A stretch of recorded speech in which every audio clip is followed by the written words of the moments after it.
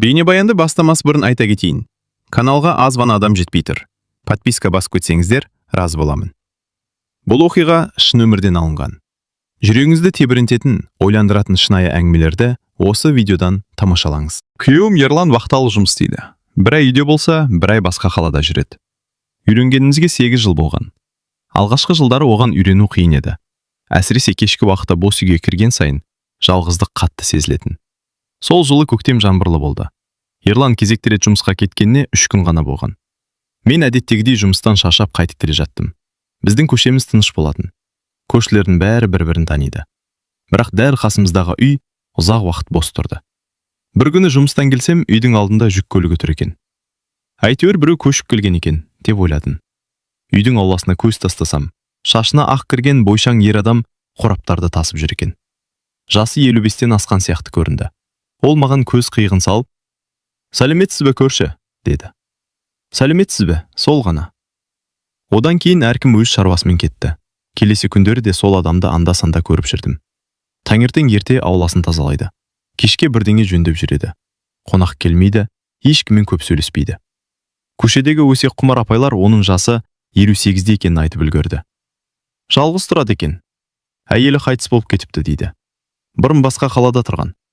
Әркім әртүрлі әңгіме айтты. Мен ондай сөздерге аса мән бермедім. Бір аптадан кейін кешкісін аулада гүл суарып жүретін. «Кеш жарық, көрші», деді әлгі кісі қоршаудың ар жағынан. «Кеш жарық. Жалғызсыз ба?» «Күйеуім жұмыста». «Вақтамен бе?» «Иә». Қиын екен. Оның даусы байсалды шықты. «Үйреніп кеттім», дедім күліп. «Адам бәріне үйренеді». Осы сөзді айтқанда оның жүзінен бір мұң байқалғандай болды. Содан кейін тағы үнсіздік орнады. Күндер өте берді. Маған оның тұйық мінезі біртүрлі қызық көрінетін. Қазіргі адамдардың көбі әр нәрсені айтып жүреді. Ал бұл кісі артық сөз айтпайды. Бірде таңертең жұмысқа шығарда көлігім оталмай қалды. Не істесем де іске қосылмады. Телефонмен шебер іздеп тұрғанында көрші үйден шығып келді. «Көмек керек пе?»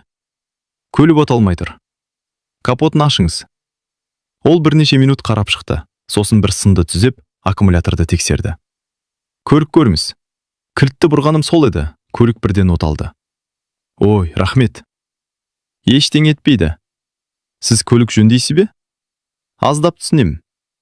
Тағы да қысқа жауап. Ол бұрылып кете берді. Мен оның артынан қарап тұрып қалдым. Кей адамдар көмектескеннен кейін міндет қылып айтып жүреді. Ал бұл кісі мүлде басқаша еді. Жұма күні жұмыстан кеш шықтым. Сағат 9-дан асып кеткен. Көшеде адам аз. Үйге қарай жаяу келе жаттым. Кенет арт жағынан күлген жастардың дауысы естілді. 3 жігіт екен. Жастары 20-ның айналасы. Алғашында мән бермедім, бірақ олар менің артынан келе бастады. Біреуі қаттырақ сөйлеп: «Қарындас, тоқташ!» Мен жауап бермедім. Қадамымды жылдамдаттым. Олар да жылдамдай түсті. Ішіме қорқыныш кіре бастады. Көшемізге дейін әлі біраз жер бар еді. «Тыңдамай ма өзі? Әңгімелесейік қой». Дауыстары жақындай түсті. Телефонымды шығарып біреуге хабарласқым келді. Бірақ дәл сол сәтте қолым дірілдеп кетті. Жүрегім тарсылдап соғып. Мен көшенің бұрышына бұрылдым. Сол кезде олардың бірі жолымды кес-кестеді. «Неге қашып барасың? Жол беріңізші. Біз ештеңе істемейміз ғой». Олардың мас екенін сол кезде аңғардым. Ішім одан сайын тітіркеніп кетті. «Өтінем, жол беріңіздер». Біреуі күліп жіберді. Дәл сол сәтте артынан салмақты дауыс естілді. «Қызметтерің біткен жоқ па?» Үшеуі бірдей артына қарады. Мен де бұрылдым. Көше шамының астында көз шынтыр. Қолын қалтасына салып алған. Бірақ жүзіндегі сабырдың өзінен ақ бір салмақ сезілетін. «Ата, өзіңіз кете беріңіз», деді жігіттердің бірі. «Мен кетем». «Онда кете беріңіз». «Ал сендер де кетесіңдер». Даусы көтерілген жоқ, бірақ бұйрық сияқты шықты. Жігіттер бір-біріне қарасты. Біреуі мысқылдап күлмек болды. Сол кезде көшім оған бір қадам жақындады. Тек бір қадам. Бірақ әлгі жігіттің күлкісі сат тыйылды. Мен оның көзінен сенімсіздік байқап қалдым. «Кеттік, жігіттер», деді екіншісі. Үшеуі де бұрылып жүріп кетті. Мен болған жағдайға сене алмай тұрдым. Барлығы 1 минутқа да жетпеген шығар. «Жақсысыз ба?» деді көршін. «Иә». «Үйге дейін шығарып салайын». «Әуре болмаңыз». «Әуре емес». Екеуміз үнсіз жүрдік. Жүрегім әлде қатты соғып тұрды. Үйдің алдына келгенде ғана тоқтадық. Рахмет сізге. Қорқып қалған сияқтысыз. Аздап. Бұдан кейін кеш қайтсаңыз хабарласыңыз. Сізге ме? Иә. Ұялмайын ба? Қауіпсіздік ұяттан маңызды. Мен алғаш рет оның жүзіне мұқият қарадым. Көзінің айналасында әжім көп екен, бірақ көзқарасы өте нық. Өмірде көп нәрсе көрген адамның көзі сияқты. Тағы да рахмет. Қайырлы түн. Ол өз үйіне қарай кетті, ал мен үйге кірген соң ұзақ уақыт бойы ойға баттым. Бүгінгі оқиға болмаса, оны қарапайым тұйық көші деп ойлай берер медім. Бірақ дәл сол кеште мен бір нәрсені түсіндім. 58 жастағы көршім жай ғана тыныш адам емес еді. Оның өткен өмірінде мен білмейтін үлкен бір тарих жатқандай сезілді. Сол кештен кейін көршіме деген көзқарасын өзгеріп кетті. Бұрын ол жай ғана тұйық адам сияқты көрінетін. Енді оның әр әрекетіне еріксіз назар аударатын болдым. Бірақ ол бәрібір бұрынғыдай еді. Таңертең ерте тұрады, ауласын жинайды. Кешке бірдеңе жөндеп жүреді. Артық сөйлемейді. Бір апта өтті. Сол оқиғадан кейін біз кейде амандасып, қысқаша сөйлесіп тұратын болдық. Бір күні кешкісін қатты жел соқты. Аулада кептіріп қойған киімдерімді жинап жатқанмын. Кенет үлкен гүл құмырасы аударылып, аяғының үстіне құлай жаздады. Дәл сол кезде біреу ұстап қалды. Көршім екен. Байқаңыз. Ой, рахмет. Жел күшейіп барады. Иә. Ол құмыраны орнына қойды. Сосын қоршаудың ар жағында біраз тұрды. Ерлан әлі келген жоқ па? Жоқ, тағы 3 аптадан кейін келеді. Ұзақ екен. Үйреніп кеткенмін. Ол аздап күлімсіреді. Адам жалғыздыққа үйренбеуі керек. Бұл сөзді айтқанда даусынан біртүрлі мұң сезілді. Мен сұрағым келді, бірақ ыңғайсыз көрінді. Дегенмен қызығушылығым күн сайын артып бара жатты. 2 күннен кейін жұмыстан ерте қайттым. Көлігімді қойып жатқанда көрші үйдің қақпасы ашық тұрған байқадым. Өзі аулада бір шкафты жөндеп жатыр екен. Мені көріп басын изеді. Сәлеметсіз бе? Сәлеметсіз бе? Көзім еріксіз ашық тұрған гаражға түсті. Ішінде ескі заттар көп екен. Солардың арасында бірнеше үлкен фотоальбомдар мен қабырғаға сүйелген суреттер тұрды. Бір сурет бірден көзіме түсті. Онда жас жігіт боксерлік қолғап киіп тұр екен. Жанында кубоктар қойылған. Бет-әлпеті таныс сияқты. Бірнеше секунд қарап тұрып барып түсіндім. Бұл көршінің жас кезіндегі сурет еді. Мен таңғалып кеттім. Бұл сіз бе? Ол бұрылып қарады. Сосын суретке көз тастады. Бірнеше секунд үндемей тұрды. Иә. Спортшы болғансыз ба? Болдым. Қандай спорт? Бокс. Мен шынымен таңғалдым. Кәсіби ме? Иә. Сондықтан әлгі жігіттер сізден қорыққан екен ғой. Ол алғаш рет ашық күліп жіберді. Мүмкін. Мен суретке қайта қарадым. Жас кезінде өте мықты спортшыға ұқсайды. Қасында медальдар, кубоктар толып тұр. Сіз өте танымал болған сияқтысыз. Күлімсіреген жүзі бірден өзгеріп кетті. Көзқарасы ауырланып сала берді. Бір кездері. Сол сәтте әңгімені жалғастырғысы келмейтінін түсіндім. Кешіріңіз. Ештеңе етпейді. Бірақ дәл сол кезде мен оның бір құпияны жасырып жүргенін анық сездім. Келесі күні көшедегі дүкенге бардым. Кассамның жанында көрші көшеде тұратын Зәуре апай тұр екен. Әдеттегідей әңгімеге тартып әкетті. Қызым, жаңа көршіңмен сөйлесіп жүрсің де? Аздап. Жақсы адам сияқты. Иә. Зәуре апай даусын бәсеңдетті. Оның өмірінде ауыр жағдай болған дейді. Қандай? Нақтысын білмеймін. Сонда да. Бір кезде бүкіл облыс танитын спортшы болыпты. Сосын кенет бәрін тастап кеткен. Неге? Ешкім білмейді. Бұл жауап менің қызығушылығымды одан сайын күшейтті. Сол күні кешке жаңбыр жауды. Түн ортасына қарай электр жарығы өшіп қалды. Бүкіл көше қараңғыға батты. Мен шам іздеп жүргенде есік қағылды. Ашсам, көршім тұр, қолында фонарь. Жақсысыз ба? Иә. Жалғыз екеніңіз есіме түсіп кетті. Рахмет. Егер көмек керек болса айтыңыз. Жақсы. Ол кетпек болғанда көзім фонардың жарығымен оның қолындағы ескі тыртықтарға түсті. Білегі түгел жара іздер екен. Бокстан қалған болуы мүмкін. Бірақ бір тыртық өзгеше көрінді. Өте терең. Мен байқамай сұрақ қойдым. Бұл қайдан қалған? Ол қолына қарады. Бірнеше секунд үнсіз қалды. Кейбір сұрақтардың жауабы ауыр болады. Сосын бұрылып кетті. Мен есіктің алдында ұзақ тұрдым. бір нәрсе анық еді. Бұл адамның өмірінде өте үлкен қайғы болған. Келесі сенбі күні күтпеген жағдай болды. Таңертең аулада гүлдерді суарып жүргенмін. Көрші үйдің алдына қара түсті көлік келіп тоқтады. Ішінен 2 ер адам түсті. Киімдері қымбат, сырт келбеттері де ерекше. Олар бірден көршінің үйіне кіріп кетті. Мен еріксіз қарап қалдым. Шамамен 1 сағаттан кейін шықты. Кетер алдында әлгі адамдардың бірі көршімен құшақтасып қоштасты. Сосын, «Сізді әлі күнге дейін ұмытқан жоқпыз, аға», деді. Мен бұл сөзді анық естідім. «Өткенді қозғамаңдар», деді көршім. «Бірақ сіздің еңбегіңіз үлкен болды». «Болды, кетіңдер». Көлік кетіп қалды, ал көршім ұзақ уақыт қақпаның алдында үнсіз тұрды. Жүзінде әлде бір өкініш байқалды. Мен бұрын соңды ондай жүзді көрмеген едім. Сол кеште үйге кіріп бара жатқанымда ол мені тоқтатты. «Айгүл». Бұл менің атымды алғаш рет атау еді. «Иә? Ертең уақытыңыз бар ма?» «Бар». Шайға кіріп шығыңыз. Мен таңғалып қалдым. Шайға ма? Иә. Бір себеп бар ма? Ол аздап күлімсіреді. Кейбір құпияларды ұзақ жасыру қиын болады.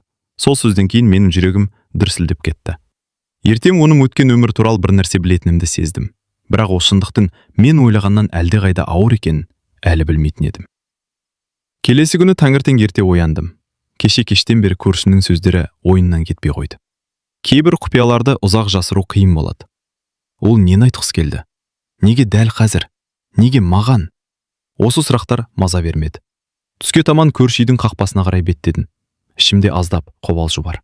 Қақпаны қаққаным сол еді, бірден ашылды. Көршім күтіп тұрған сияқты. «Келіңіз». «Рахмет». Үйіне алғаш рет кіріп тұрмын. Іші өте жинақ екен. Қымбат жиһаз жоқ, бірақ бәрі таза. Қабырғада бірнеше ескі сурет ілулі тұр. Бірден көзіме түскені жас кезіндегі бокс киімін киген суреті. Жанында медальдар, кубоктар, марапаттар. Ол мені ас үйге бастап барды. Шай құйып отырдық. Бірнеше минут үнсіздік орнады. Сосын өзі бастады. «Сіз кеше әлгі адамдарды көрдіңіз ғой?» «Иә». «Олар бұрынғы шәкірттерін». «Шәкірттеріңіз?» «Мен спортшы ғана болған жоқпын. Кейін жаттықтырушы болдым. Мен қызға тыңдап отырдым. Біраз чемпион тәрбиеледім». «Сонда сіз шынымен танымал болғансыз ғой?» Ол басын изеді. «Бір кезде». «Неге бәрін тастап кеттіңіз?» Ол кесесін қолына алып ұзақ қарады. Бөлмеші тым-тырыс болып кетті. Сосын ауыр күрсінді.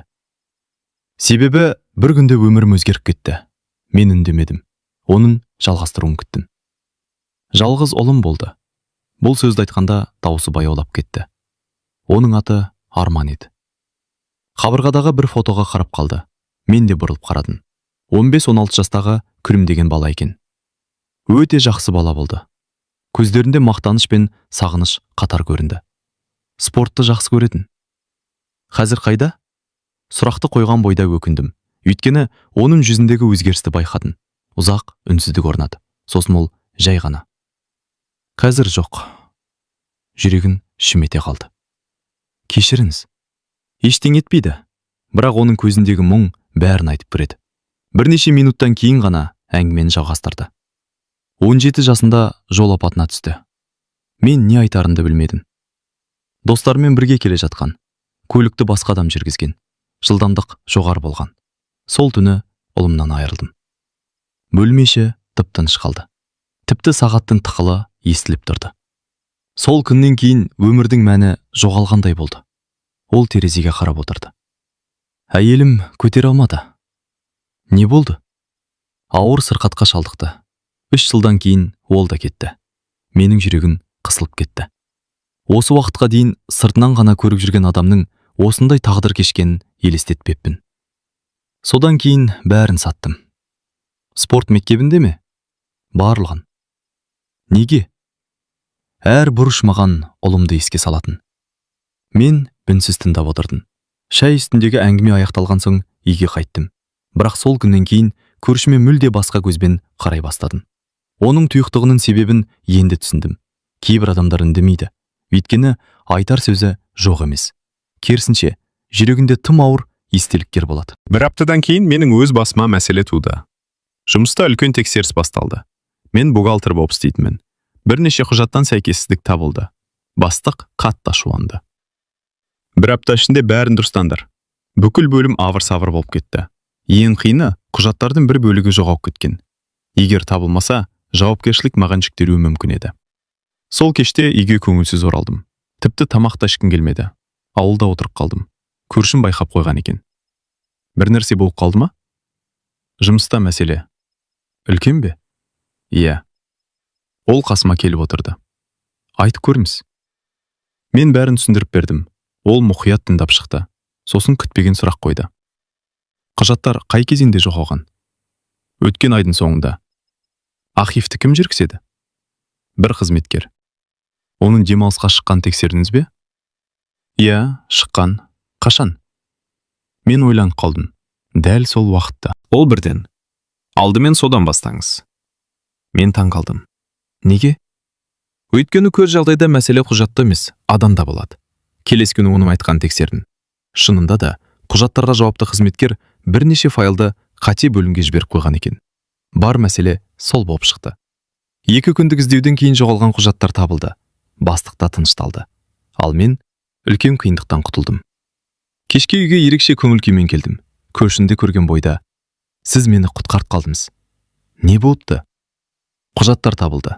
Ол жай ғана жымиып қойды. "Жақсы екен. Сіз мұны қалай бірден түсіндіңіз?" "Өмір тәжірибесі." "Жоқ, бұдан да көп нәрсе бар сияқты." Ол тағы да үнсіз қалды. Сосын: "Бұрын адамдарды басқардым." "Қанша адамды?" "Кейде 100-ден астам." Мен тағы таң қалдым. Бұл адам туралы білген сайын жаңа қыры ашылып жатыр еді. Бірақ ең қызығы, әлі алда тұрғанын мен сол кезде мүлде білмедім. Себебі бірнеше күннен кейін оның үйіне түн ішінде полиция көлігі келетін еді. Көршімнің үйіне полиция көлігі келет деген ойдың өзі маған оғаш көрінетін. Себебі осы уақытқа дейін оны тек сабырлы, мәдениетті адам ретінде таныдым. Бірақ сол оқиға шынымен болды. Сәрсенбі күні түнгі сағат 11 шамасында ұйықтайын деп жатқанмын.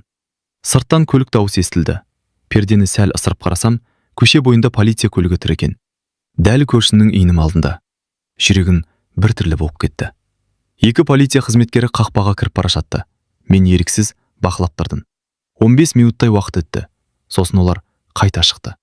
Бірақ қызығы, ешқандай шу болған жоқ. Керісінше, көршім оларды қақпаға дейін шығарып салды. Тіпті қол алысып қоштасты. Полиция көлігі кетіп қалды. Ал мен түні бойы сол туралы ойландым. Келесі күні таңертең шыдай алмадым. Көршім аулада жүр екен. "Қайырлы таң, қайырлы таң. Кешегі қонақтары полиция ме еді?" Ол маған қарап күлімсіреді. "Иә." "Бірдеңе болды ма?" "Жоқ." "Онда не үшін келді?" Ол сәл ойланып тұрды. "Кеңес сұрауға." "Полиция сізден кеңес сұрай ма?" "Кейде." Мен тағы да таң қалдым. "Сонда сіз кім болғансыз өзі?" Ол күліп жіберді. "Бір күні бәрін айтып берермін. Сіз туралы білген сайын сұрақ көбейіп барады." "Бұл жаман емес." Ол әңгімені сол жерден тоқтатты. Бірақ қызығушылығым бұрынғыдан да арта түсті. Бірнеше күннен кейін күтпеген жағдай болды. Жұмыстан қайтып келе жатсам, үйдің алдында жедел жәрдем көлігі тұр екен. Қорқып кеттім. Жүгіріп бардым. Сөйтсем, көршінің үйінің алдында адамдар жиналып қалыпты. Жүрегім зу ете түсті. "Не болды?" Жанындағы әйел жауап берді. "Көршіңіздің жағдайы нашарлап кетіпті." Мен бірден үйге қарай ұмтылдым. Дәрігерлер іште жүр екен. Шамамен жарты сағаттан кейін сыртқа шықты. Сол кезде ғана жеңіл тыныстадым. Көршін тірі, бірақ әлсіз көрінді.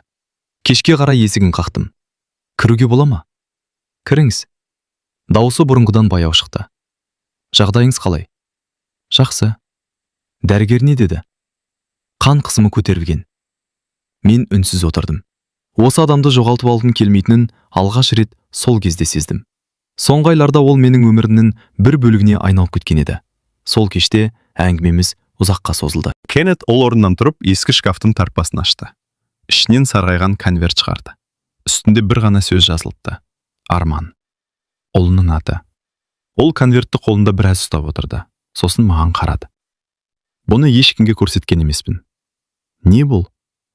"Ұлымның соңғы хаты." Мен таңғалып қалдым. "Соңғы хаты?"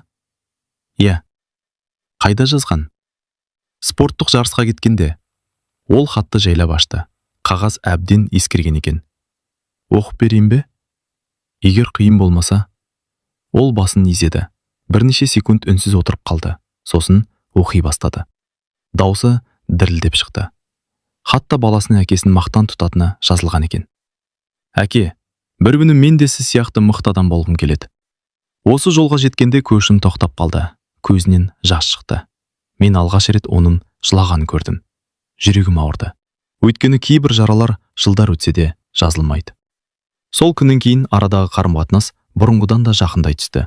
Бірақ тағдыр тағы бір сынақ дайындап қойған еді. Бір апта өткен соң, кешкі уақытта үйге қайтып келе жатсам, көршімнің үйінің алдында бұрын көрмеген қара көлік тұр екен. Ішінен 2 ер адам түсті. Олардың түрі суық көрінді. Көршім сыртқа шықты. Үшеуі біраз сөйлесті. Әңгіме тыныш басталғанымен, кейін дауыс көтерілгенін байқадым. Мен алыстан бақылап тұрдым. Кенет әлгі адамдардың бірі: "Сіз бәрібір қол қоясыз", деп айқайлады. Көршінің жүзі бірден қатайып кетті. "Жоқ, онда мәселе туындайды. Қорқытып тұрсың ба?" "Ескертіп тұрмын." Бірнеше секунд үнсіздік орнады. Сосын олар көлікке отырып кетіп қалды. Мен қатты алаңдадым. Кешке қарай көршінің үйіне бардым. "Әлгі адамдар кім?" Ол ауыр күрсінді. "Өткен өмірден қалған мәселе." "Қандай мәселе?" "Әлі айтуға ерте." "Қауіпті ме?" Ол маған ұзақ қарап отырды. Сосын алғаш рет шын мәнінде алаңдаған дауыспен сөйледі. "Егер жақын күндері бірдеңе болып жатса, қорықпаңыз." "Нені айтып тұрсыз?" "Ештеңе." Бірақ оның көзқарасы мүлде басқа нәрсені айтып тұр еді. Сол түні мен ұзақ ұйықтай алмадым. Өйткені алғаш рет 58 жастағы көршімнің өткен өмірі тек қайғыдан ғана емес, әлде бір үлкен құпиядан да тұратынын сездім. Ал бұл құпияның беті өте жақын арада ашылатын еді. Көршінің үйіне келген әлгі 2 адамның сөзі ойымнан кетпеді. "Сіз бәрібір қол қоясыз." Олар неге қол қойдырмақ болды? Қандай құжат? Неге қорқытып сөйледі? Ал ең бастысы, неге көршім алғаш рет алаңдағандай көрінді? Осы сұрақтар жауапсыз қалды. 2 күннен кейін таңертең жұмысқа кетіп бара жатқанмын. Көршім аулада жалғыз отыр екен. Әдеттегідей емес. Бұрын ол әрдайым бірдеңемен айналысып жүретін. Ал бүгін үнсіз отыр. Қасына жақындадым. "Жағдайыңыз қалай?" "Жақсы." Бірақ даусы жақсы адамның даусы емес еді. "Әлгі адамдар тағы келді ме?" Ол маған қарады. Бірнеше секунд үнсіз қалды. Сосын: "Айгүл, кейде өткен өмірден қашып құтыла алмайсың. Олар сізден не қалайды?" Ол ауыр күрсінді. "Бір жер телімі." "Жер ме?" "Иә." "Сонда соған бола қорқытып жүр ме?" "Жердің өзі емес." "Онда не?" "Оның астында тұрған нәрсе." Мен ештеңе түсінбедім. Сол күні кешке ол мені тағы шайға шақырды. Бұл жолы үйдегі атмосфера мүлде басқаша еді. Үстел үстінде қалың папкалар жатыр. Ескі құжаттар, суреттер, газет қиындылары. Ол бір папканы ашты. Ішінен ескі сурет шығарды. Суретте жас көршім бірнеше адаммен бірге тұр. Олардың артында балалар үйі бейнеленген. "Бұл не?" "Осыдан 25 жыл бұрынғы сурет." "Балалар үйі ме?" "Иә." Ол үнсіз қалды. Сосын әңгімені жалғастырды.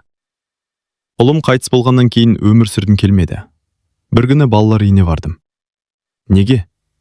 "Өзім де білмеймін. Сол жерде жетім балалармен таныстым." Ол қабырғаға қарап қалды. "Солар мені қайта өмірге қайтарды." Мен үнсіз тыңдап отырдым. Кейін сол балалар үйіне көмектесе бастадым. "Қалай?" "Ақшамен." "Тек ақшамен бе?" Ол күлімсіреді. "Жоқ." "Тағы?" "Жөндеу жасаттым." "Тағы?" "Компьютерлер алдым." "Тағы?" "Кейбір балалардың оқу ақысын төледім." Мен таңғалып қалдым. Осы уақытқа дейін оның мұндай істермен айналысқан мүлде білмеппін. Сосын ол басқа суретті көрсетті. Онда университет бітіріп тұрған жастар бейнеленген. "Бұлар кім?"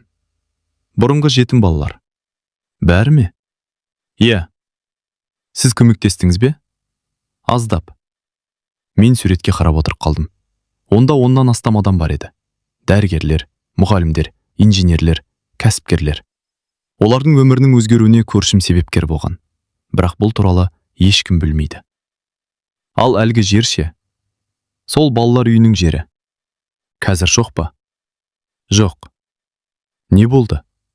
Жабылып қалды. Сонда мәселе неде? Ол папкадан тағы бір құжат шығарды. Кейін сол жерді мен сатып алдым. Неге? Бір күні қайта ашармын деп ойладым. Аштыңыз ба? Жоқ. Неге? Ол күлімсіреп қойды. Өмір жетпеді. Мен құжаттарға қарадым. Жер шынымен оның атында екен. Ал әлгі адамдар? Құрылыс компаниясының өкілдері. Не салмақшы? Сауда орталығын. Мен бірден түсіндім. Ал сіз сатқыңыз келмейді? Жоқ. Сондықтан қысым жасап жүр ме? Иә. Сол сәтте есік қоңырау соғылды. Екеуміз бір-бірімізге қарадық. Қоңырау тағы соғылды. Көршім орнынан тұрды. Есікті ашты. Мен де дәлізге шықтым. Сыртта екі ер адам тұр екен. Сол бұрынғы адамдар. Олар мені көргенде таң қалды. Бірақ көп мән бермеді. Соңғы рет келдік. Жауабым өзгерген жоқ. Ойланыңыз. Ойланып болдым. Бұл сіз үшін жақсы аяқталмайды. Көршім сабырлы қалпын бұзбады. Есікті жабыңыздар. Өкінесіз. Қайырлы кеш. Ол есікті жапты. Үй іші үнсіз қалды. Бірақ мен оның жүзіне қарағанда алғаш рет шаршағанын байқадым. Дәл сол түні күтпеген оқиға болды. Түнгі 2 шамасында қатты дыбыстан оянып кеттім. Терезеге жүгіріп бардым. Көршінің ауласынан түтін шығып жатыр. Жүрегім тоқтап қала жаздады. Құдай-ай! Сыртқа жүгіріп шықтым. Ауладағы шағын қойма өртеніп жатыр екен. Көршім шлангпен су шашып жүр. Мен де көмектестім. Бірнеше минуттан кейін өрт сөндірушілер келді. Абырой болғанда жалын үлкен үйге жетпей өшірілді. Бірақ бәріміз бір нәрсені түсіндік. Бұл жай кездейсоқтық емес еді. Өйткені өрттің шығу себебі күмәнді болып шықты. Ал таңертең полиция келген кезде көршім маған қарап: "Енді бәрі басталды, Айгүл." Не басталды? Ол ауыр күрсінді. Мен 20 жыл бойы жасырып жүрген шындық. Сол сәтте мен оның өміріндегі ең үлкен құпия әлі ашылмағанын түсіндім. Қоймадағы өрттен кейін көшеміз бұрынғыдай тыныш болмады. Полиция бірнеше рет келді. Тексеру жүргізілді. Көршілер әртүрлі болжам айта бастады. Ал менің ойымнан бір ғана нәрсе кетпеді. Көршімнің сөзі. Енді бәрі басталды. Ол нені меңзеді? Қандай шындық? Неге 20 жыл бойы жасырып келді? Өрттен кейін 2 күн өткен соң Ерлан вахтадан күтпеген жерден оралды. Үйге кірген бойда мені құшақтап алды. Сағындым. Мен де. Кешке шай үстінде соңғы айларда болған оқиғалардың бәрін айтып бердім. Көрші туралды, өрт туралды, әлгі адамдар туралды. Ерлан үнсіз тыңдап отырды. Сосын кенет ойланып қалды. Оның аты кім еді? Нұржан аға.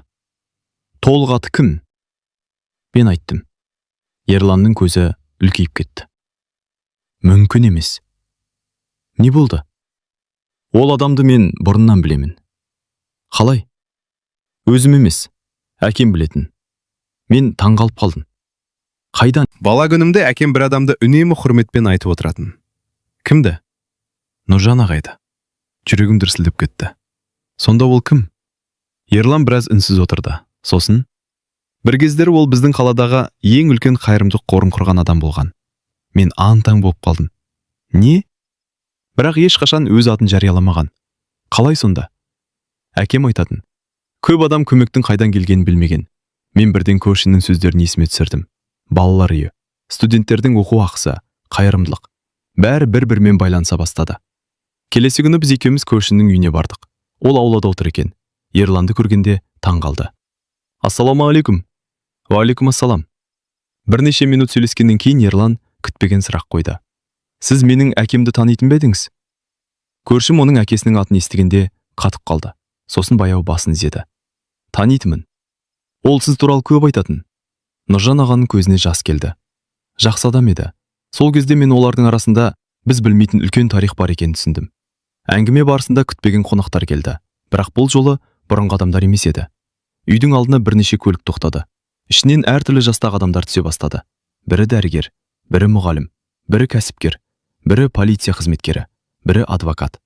Мен ештеңе түсінбедім. Барлығы үйге қарай келе бастады. Кейбіреулердің қолында гүл бар, кейбіреулердің қолында сыйлық. Бұл не болып жатыр? Дедім сыбырлап. Көршім күрсініп жіберді. Мен шақырған жоқпын. Бірінші болып орта жастағы ер адам келді. Келген бойда Нұржан ағаны құшақтап алды. Аға, Біз бәрін білдік. Нені? Өрт туралы. Сосын артына бұрылды. Егер сіз болмағанда мен университетке түспес едім. Артынша бір әйел келді. Мен де. Тағы бір адам келді. Мен де. Тағы біреу. Мен де. Мен не болып жатқанын енді түсіне бастадым. Бұл адамдардың барлығы кезінде оның көмегін көрген жандар еді. Бір сағаттың ішінде аула адамға толып кетті. Сол кезде бір егде әйел сөз алды. Біздің бәріміздің өмірімізге әсер еткен адам біреу болса, ол осы кісі. Адамдар қол соқты. Ал Нұржан аға басын төмен түсіріп отырды. Ұялғандай. Даңқтан қашқандай. Әйел сөзін жалғастырды. Ол ондаған баланың оқу ақысын төледі. Көптеген отбасыларға үй алып берді. Ауру адамдардың еміне көмектесті. Жетім балаларды қолдады. Мен тыңдап отырып таң қалдым. Осы уақыт бойы қасында жүрген қарапайым көрші туралы айтып тұрғандарына сену қиын еді. Сол кезде әлгі құрылыс компаниясының өкілдері де келді. Бірақ бұл жолы жағдай басқа болды. Өйткені аулада ондаған адам тұрды. Олардың арасында беделді адамдар көп еді. Компания өкілдері үнсіз қалды. Ал бір заңгер орнынан тұрып, бұл жер заң бойынша сатылмайды. Неге? Өйткені мұнда балаларға арналған әлеуметтік орталық ашу жобасы тіркелген. Мен көшіме қарадым. Сіз шынымен орталық ашқыңыз келген бе? Ол басын изеді. Иә, әлі де қалайсыз ба? Егер үлгерсем, сол кезде әлгі адамдардың бірі алға шықты. Біз көмектесеміз. Мен де. Бір сәтте ондаған адам қолдау білдірді. Нұржан ағаның көзіне жас келді.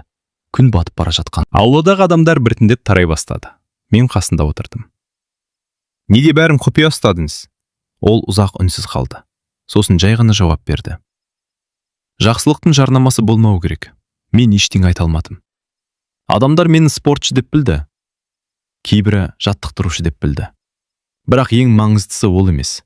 Онда не? Ол аспанға қарады. Ұлым қайтыс болған күні өмірімнің мәні жоғалды деп ойладым. Бірақ кейін басқа балаларды көрдім. Солар маған қайта өмір сүруді үйретті. Көзіме жас келді. Сол оқиғадан кейін бірнеше ай өтті. Нұржан ағаның жерінде жаңа орталықтың құрылысы басталды. Қаржыны бұрын көмектескен адамдар жинады. Көпшілігі өз еркімен атсалысты. Ал Нұржан аға күн сайын құрылысқа келіп тұрды. Бір күні орталықтың ашылу рәсімінде сөз сөйлеуді сұрады. Ол қысқа ғана сөйледі. Мен ешкімнен артық емеспін. Тек кезінде біреу маған көмектескен. Кейін сол жақсылықты әр қарай жалғастыруға тырыстым. Сол безде мен оның қасына қарап тұрып, алғаш рет әңгіменің атауын толық түсіндім. Иә, күйеуім жұмыста болғанда 58 жастағы көршім мені шынымен қатты таңғалдырған еді. Бірақ оның таңғалдырғаны күшімен де, өткен атағымен де емес. Ол мені адамдық қасиетімен таңғалдырды. Және кейде ең үлкен батырлар көзге түспей өмір сүретінін дәлелдеді. Соңы.